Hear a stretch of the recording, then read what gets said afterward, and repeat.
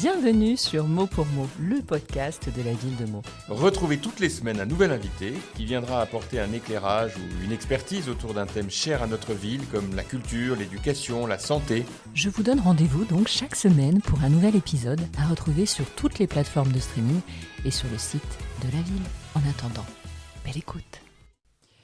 Nous recevons aujourd'hui Emmanuelle Vielpeau. Bonjour Emmanuelle. Bonjour. Alors vous êtes élue depuis 2014. Aujourd'hui vous êtes maire adjointe à l'éducation, à l'enfance, au personnel et aux grands projets. Oui. Vous êtes première adjointe depuis le dernier mandat.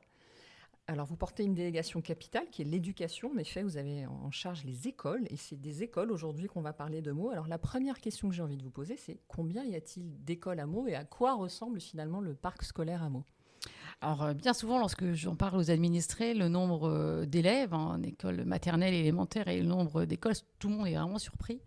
Parce qu'aujourd'hui, pour la rentrée 2025, on a 6500 élèves en élémentaire et en maternelle, ce qui correspond à peu près à 300 classes avec 34 écoles groupes scolaires. Donc, c'est très important pour la ville et c'est considérable en termes de budget, en termes d'activité sur le scolaire et le périscolaire. Vous avez constaté une augmentation des effectifs ces dernières années ? Non, on est à effectif constant. On oscille entre 6490 et 6510. Très bien. Alors aujourd'hui, on va parler du plan 1000 écoles.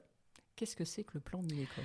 Alors, le plan 1000 écoles, c'est quoi ? En fin de compte, c'est un plan qui a été lancé par la Banque des territoires en 2023. Et nous, en tant que ville de Meaux, on a voulu participer à cette grande aventure. C'est faire un audit de notre patrimoine au niveau de la commune, avoir des priorisations concernant la rénovation du patrimoine scolaire. C'est aussi mettre en place l'organisation de plans pluriannuels d'investissement. Et puis, c'est surtout le financement de ces projets. Donc, la ville a candidaté et on a été retenu. Pour ce faire, en 2023, un cabinet d'audit est venu auditer, alors pas les 34 écoles, mais seulement 32.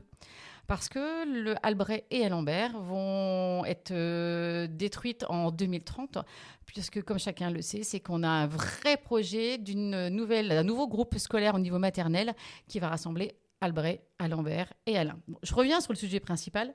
Donc 2023, le cabinet d'audit CETEC vient faire un audit sur les 32 écoles maternelles et élémentaires de la ville de Meaux, avec un audit qui consiste en quoi ? Une analyse de la consommation énergétique, aussi bien par rapport aux toitures, aussi bien par rapport aux ouvrants, un diagnostic sur la consommation en lui-même, sur aujourd'hui la consommation c'est de temps, si on fait des travaux, elle sera de combien dans 1 an, 2 ans ou 3 ans en fonction de la raison des travaux dans chacune des écoles. Et puis aussi des conseils sur les orientations énergétiques avec un vrai schéma directeur sur la rénovation de nos différentes écoles. Qu'est-ce que ça comprend en termes de budget ? Est-ce que ce budget vient de la ville ? Est-ce que c'est financé d'une autre manière ? Eh bien, c'est financé par l'État, par la Banque des territoires. Voilà.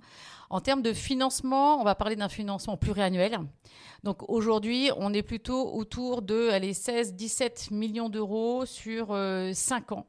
Donc on a commencé l'année dernière à la rénovation de 4 écoles sur la ville de Meaux. Très bien. Alors, comment est-ce qu'elles ont été choisies ? Quels sont les critères qui fait que vous choisissez une école plutôt qu'une autre ? Alors, les critères, c'est des critères qui sont bien évidemment en fonction du diagnostic. Là où on pourra récupérer le maximum de budget de fonctionnement. Quand on parle de budget de fonctionnement, c'est tout ce qui est fluide. Donc, avec un fort impact en termes d'équilibre. Enfin, je veux dire par là, c'est telle école, une vraie déperdition d'énergie. Voilà. Eh bien, on aura une vraie plus-value à commencer par cette école. Voilà. Mais on avait aussi, on a une vraie réflexion sur les conseils d'école, sur les remontées des utilisateurs, donc des directeurs, des enseignants, des parents. Et puis aussi, on souhaite conserver un équilibre. Donc, ce ne soit pas que les écoles en centre-ville, que les écoles de quartier. Donc, on a fait un équilibre entre les écoles, entre les dépenses énergivores, les écoles qui sont énergivores, et puis aussi entre les conseils du cabinet d'audit, ce qu'on allait récupérer en termes de plus-value. Alors, quels sont les travaux, par exemple, qui ont déjà été entrepris ? Alors, si on prend aujourd'hui les écoles qui ont bénéficié de son plan de l'école, c'est 4 écoles Compéré, enfin le groupe Compéré maternelle, Oui. le groupe Condorcet maternelle, l'école des Marronniers, même si celle-ci a eu une vraie rénovation sur l'extension, Oui. et l'école Tronchon. Si on prend l'exemple de l'école Compéré maternelle, c'est réfection et isolation de la toiture. Donc ça ne se voit pas, Oui. mais c'est 565 000 euros d'investissement pour la ville.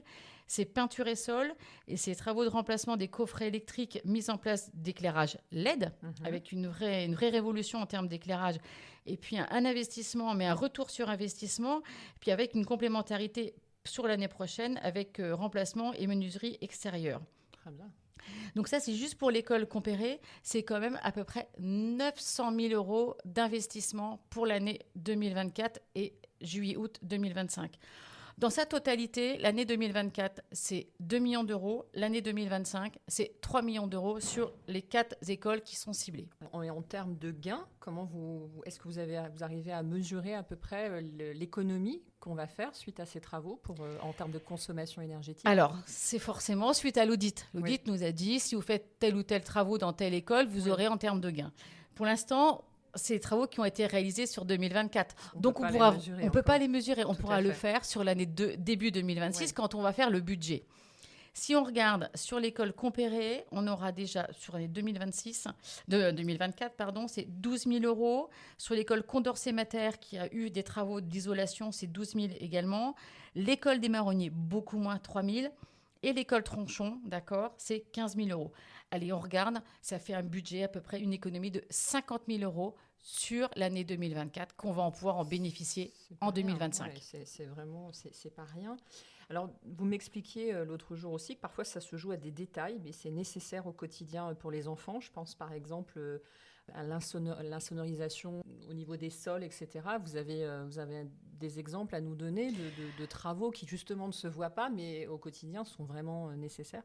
Alors l'insonorisation, c'est vrai, des sols, le changement des sols, on a même échangé là-dessus, on ne voit pas, mais quand je visitais les écoles, je m'apercevais que souvent les enseignants mettaient des balles de tennis au pied de chacune des chaises. Pourquoi? Tout simplement parce que quand un enfant se lève ou échange avec son camarade, ou alors, peu importe, fait un geste avec sa chaise, et ça faisait du bruit. Et 24 ou 30 chaises toute la journée, ça fait du bruit. Oui. Et bien tout simplement, le changement de sol permet de réduire l'impact sonore. Et ça, on le fait aussi pour nos cantines. Oui. Parce que quand on a une cantine où il y a 50 élèves, c'est 50 chaises, 50 mouvements. Je me lève, je vais chercher quelque chose, ça fait un gain. Et le gain, pour la fatigue mentale de chacun, c'est important à la fin de la journée. Pour gagner en confort de vie. Alors, quels sont les prochains travaux? Quelles sont les prochaines écoles concernées? Alors, les prochaines écoles concernées, nous avons l'école Compéré élémentaire, donc remplacement de la toiture terrasse. Ça ne se voit pas, mais c'est efficace. Sur l'école Alain élémentaire, nous avons quoi? Nous avons la toiture terrasse, nous avons les éclairages, nous avons les fenêtres et châssis, nous avons les portes extérieures et peinture au sol. Tout ça, c'est un peu plus de 1 500 000 euros. Parce que rien qu'on regarde la toiture terrasse, c'est 412 000 euros. Les fenêtres, c'est 617 000.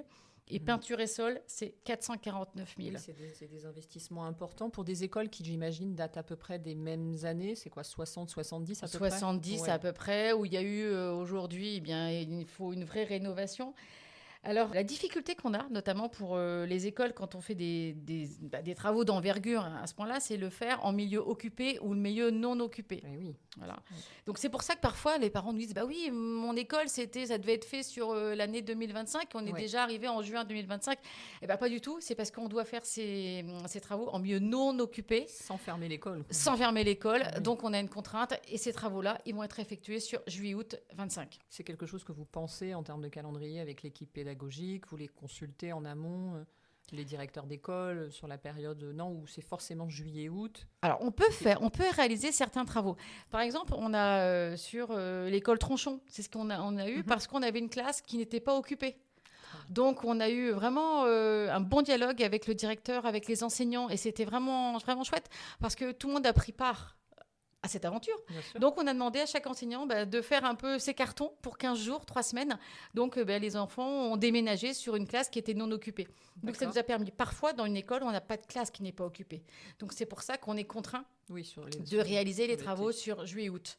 Bien. Et puis, ce qu'on a fait aussi pour rassurer les enseignants, rassurer Bien les sûr. directeurs, on avait déjà des classes modèles et d'une école modèle, notamment sur l'école Tronchon. Donc, ce que j'ai fait, j'ai invité les enseignants, directeurs, surtout les directeurs de l'école Condorcet, Compéré, Alain, etc., de venir voir ce que ça donnait sur l'école Tronchon. On avait quelque part une école qui était prête à recevoir. Donc, c'était plutôt sympa. Et la surprise était agréable et rassurante. C'est la question que j'allais vous poser. Est-ce que vous avez eu des retours à la fois des équipes pédagogiques, mais des parents aussi? Les premiers retours, j'imagine qu'ils sont évidemment très positifs. Les retours sont hyper positifs de la part des parents. Les enseignants sont rassurés. Les directeurs Oui. peuvent communiquer dessus.